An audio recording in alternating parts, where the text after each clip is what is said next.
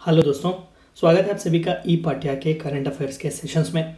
आज का हमारा टॉपिक बहुत ही इंपॉर्टेंट है और आप में से कई लोग जानना चाहते थे कि ट्राइब्यूनल्स होते क्या हैं, इनका ड्यूटी क्या है, इनका फंक्शन किस तरीके से होता है और इन्हें पावर्स कहाँ से मिलते हैं। तो आइए इन सभी चीज़ों के बारे में आज का हमारा वीडियो। सबसे पहले व्हाट आर दे, ये हैं क्या, ट्राइब्यूनल्स होते क्या हैं। देखिए, they are quasi judicial bodies, यानी कि they are similar to judicial bodies but they are not judicial bodies. देखिए, जब हम जुडिशियल बॉडीज़ की बात करते हैं तो हाई कोर्ट हो गया, सुप्रीम कोर्ट हो गया, या फिर जितने भी सबऑर्डिनेट कोर्ट्स होते हैं, मुंसिफ कोर्ट्स या फिर सेशंस डिस्ट्रिक्ट सेशंस कोर्ट्स होते हैं, वो सभी जुडिशियल बॉडीज़ होते हैं क्योंकि ये जुडिशियरी के अंदर काम करते हैं, यानी कि एक स्टेट का सेपरेट ऑर्गन है।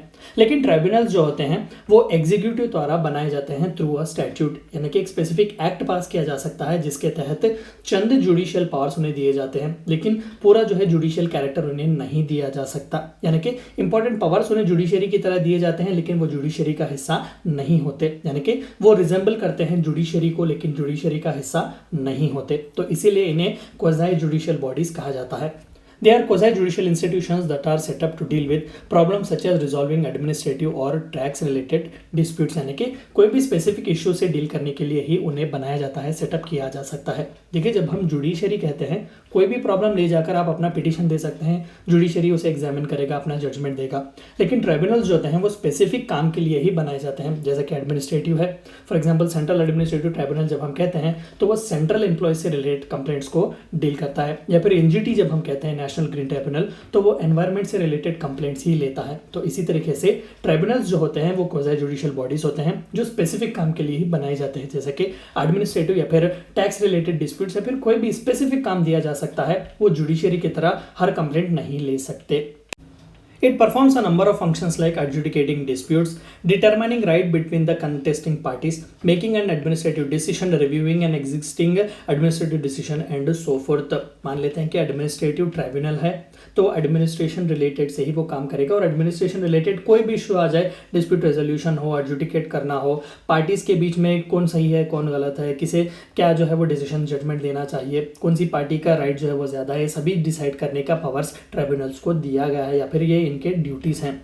अ tribunal generally is a person, any person, कोई भी एक पर्सन भी ट्राइब्यूनल कहला सकता है, और एन इंस्टीट्यूशन यानी कि ग्रुप ऑफ मेंबर्स को भी आप ट्राइब्यूनल का दर्जा दे सकते हैं। हैविंग एन अथॉरिटी टू जज, एडजुडिकेट ऑन और टू डिटरमाइन क्लेम्स और डिस्प्यूट्स। तो ट्राइब्यूनल सिंगल मेंबर का भी हो सकता है या फिर मल्टी मेंबर्स का भी हो सकता है, ये डिपेंड करता है कि किसके लिए और कहाँ पर यह बनाया जा रहा है।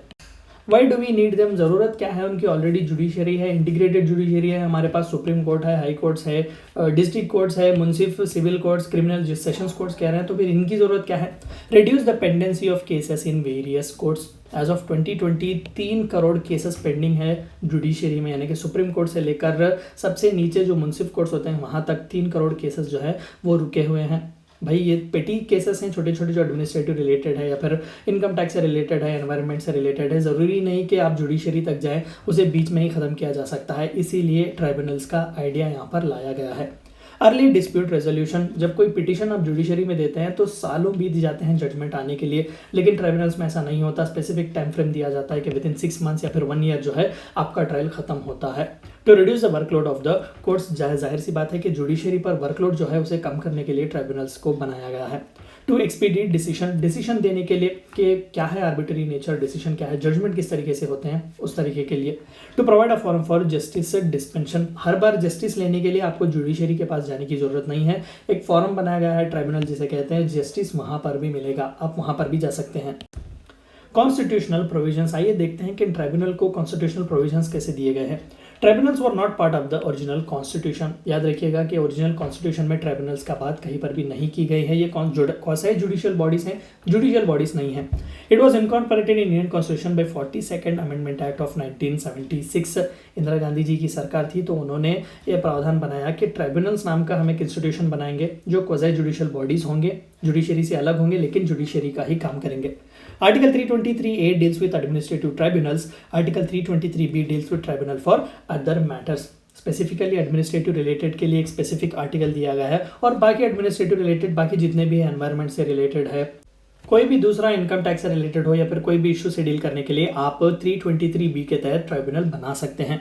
Under Article 323B, that is 323B, the Parliament and the state legislature are authorized to provide for the establishment of tribunals for adjudication of disputes relating to taxation, foreign exchange, import and export, industrial and labor reforms, land reforms, etc. कोई भी चीज़ किसी भी issue से tribunals deal कर सकते हैं specifically अगर state और सेंट्रल गवर्नमेंट्स उन्हें एस्टेब्लिश करते हैं अंडर आर्टिकल 323B। देखिए 323A स्पेसिफिकली एडमिनिस्ट्रेटिव से रिलेटेड ही है, तो बाकी के जितने भी एनवायरनमेंट है, इंडस्ट्रियल रिफॉर्म्स है, लेबर रिफॉर्म्स है, फॉरेन एक्सचेंज से हो गया, इनकम टैक्स से हो गया, वो सभी 323B के तहत आते हैं।